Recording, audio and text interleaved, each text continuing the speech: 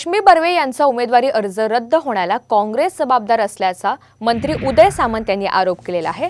जात प्रमाणपत्राचं प्रकरण हे काँग्रेसचं षडयंत्र असल्याचा आरोपही उदय सामंत यांनी केलाय। उमेदवारी बाद होणार हे माहीत असूनही काँग्रेसने रश्मी बर्वे यांना उमेदवारी दिल्याचं सामंत यांनी म्हटलं। दरम्यान जात वैधता प्रमाणपत्र रद्द ठरल्यामुळे रश्मी बर्वे यांचे जिल्हा परिषदेचे सदस्यत्व पद देखील रद्द करण्यात आलेलं आहे। विभागीय आयुक्त विजयलक्ष्मी बिद्री यांनी या संदर्भातले आदेश काढलेत। जर आपला उमेदवार हा डिस्क्वालिफाय होणार आहे माहित होतं तर नाहक उमेदवाराची बदनामी करण्यासाठी निवडून येणं न येणं हा नंतरचा प्रश्न आहे।